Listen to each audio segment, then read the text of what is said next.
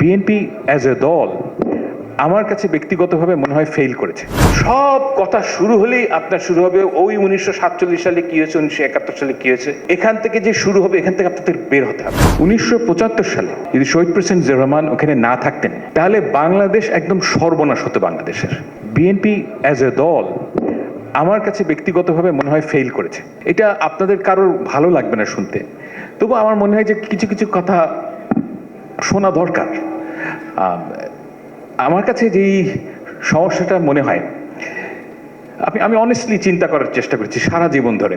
ধরেন 1971 সালে শহীদ প্রেসিডেন্ট জিয়াউর রহমান যদি এখানে না থাকতেন অ্যাজ এ মেজর, স্বাধীনতা যুদ্ধ কি শুরু হতো? আমার মনে হয় শুরু হতো, এবং আমি মোটামুটি নিশ্চিত যে মোটামুটি একই ধরনের রেজাল্ট হতো। কিন্তু 1975 সালে যদি শহীদ প্রেসিডেন্ট জিয়াউর রহমান ওখানে না থাকতেন তাহলে বাংলাদেশ একদম সর্বনাশ হতো বাংলাদেশের। RICL TMX, যুগের পর যুগ স্থাপনা থাকে মজবুত। এই ব্যাপারে আমার কোনো সন্দেহ নাই। আমি এই কথাটা কেন বলি, যে ওই সময়কার যারা অ্যাক্টর, যারা 1975 সালে যারা বাংলাদেশের অ্যাক্টর ছিলেন, আমার বাবা সামরিক বাহিনীর, আমি এনাদেরকে চিনি, এবং what we are talking about হচ্ছে গিয়ে সর্বসাকুল্যে মোটামুটি 100 জন অফিসারের একটা কোহর্ট। তখন এত অফিসার ছিল না।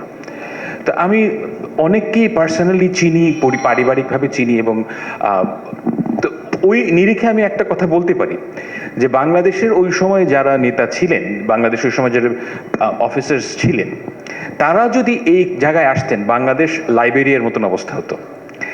এবং কেন ওনাকে আমি বিশেষভাবে সম্মান করি, এর মূল কারণ হচ্ছে গিয়ে, থিঙ্ক অ্যাবাউট ইট, উনি কিন্তু একটা মাত্র 44-45 বছরের তরুণ, আমার চেয়ে কম বয়স তখন ওনার, উনি যখন প্রেসিডেন্ট হন। এবং এই বয়সেই 1970-এর দশকের একটা তরুণ নেতার যেই ভুলগুলো করা খুবই স্বাভাবিক ছিল, সেই ভুল উনি একটাও করেন নাই। যেমন ধরেন 1975 সালে একজন তরুণ মিলিটারি অফিসার, তার তো সামনে কি হবে তিনি জানেন না।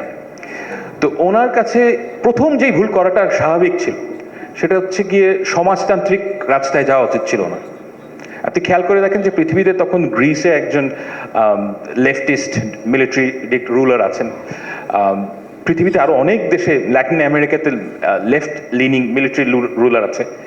বাংলাদেশে ওনার প্রেক্ষাপটে সবচেয়ে ভালো ছিল যে শেখ মুজিবের যে অ্যাডভার্সারি, অর্থাৎ জাসদ তৈরি অবস্থায় আছে, তো জাসদকে অ্যাডপ্ট করে ওনার একটা পলিটিক্যাল পার্টি বানানো উচিত ছিল, এবং ওনার একটা লেফট লিনিং রাস্তায় যাওয়া উচিত ছিল। এই ভুলটা যিনি করেন নাই, বাংলাদেশের সর্বনাশ হতো এই ভুলটা করলে। শুধু এই কারণে বাংলাদেশের প্রতিটা মানুষের তার প্রতি কৃতজ্ঞ থাকা উচিত। এরপরে দেখেন যে উনি যে বাংলাদেশের রিসোর্সগুলো, 1977 সালে 24শে জানুয়ারি উনি ওই দিন 9 মাইল হাঁটছেন বাংলাদেশের সিলেটের হাওড় অঞ্চলে।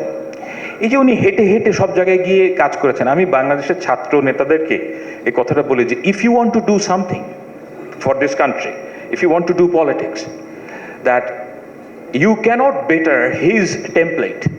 আপনাকে শেখ জিয়াউর রহমানের রাস্তাতেই আপনাকে চলতে হবে। আমি এই কথাটা এই কারণে বলি যে উনি যেই আপনারা অনেক তরুণ আছেন, আপনাদেরকে দিনে 9 মাইল হাঁটতে পারবেন? আমার মনে হয় যে আপনারা অনেকে এই কাজটা করতে পারবেন না, শারীরিক অবস্থাতেই নাই। আর উনি এই কাজটা করছেন অ্যাজ এ লিডার। আপনি যদি বাংলাদেশের মানুষের কাছে যেতে চান, আপনাকে ফিজিক্যালি তার কাছে যেতে হবে, তাকে গুরুত্ব দিতে হবে।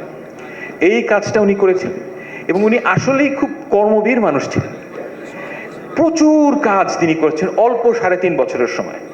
এবং সবচাইতে গুরুত্বপূর্ণ যেই মাইন্ডসেটটা আপনাদের সবার জানা উচিত এবং ওই মাইন্ডসেটে যাওয়া উচিত, আপনারা অনেকে নেতা আছেন এবং ভবিষ্যতে অনেকে বিএনপির নেতা হবেন, মন্ত্রী হবেন, যারা বয়সে তরুণ, তাদেরকে আমি এই কথাটা সবসময় বলি যে এই যে বাংলাদেশের পলিটিক্সের মূল সমস্যা ননসেন্স। সব কথা শুরু হলেই আপনার শুরু হবে ওই 1947 সালে কি হয়েছে, 1971 সালে কি হয়েছে, এখান থেকে যে শুরু হবে এখান থেকে আপনাদের বের হতে হবে। যে এই যে কোনো কাজ করতে গেলে আপনারা কোনো জায়গায় ইউটিউবে বলেন, কোনো লেখায় দেখবেন না জিয়াউর রহমান সাহেব সমালোচনা করছেন শেখ মুজিব কি কাজ করেছেন। This is the way to do. আপনার যদি কোনো কাজ করার থাকে, জাস্ট ডু ইট। আপনি যদি সারাক্ষণ এই মানুষের সমালোচনার ভয়ে এর প্রশ্নের উত্তর দেন, আপনি কোনোদিনও পলিটিক্সের টোন সেট করতে পারবেন না।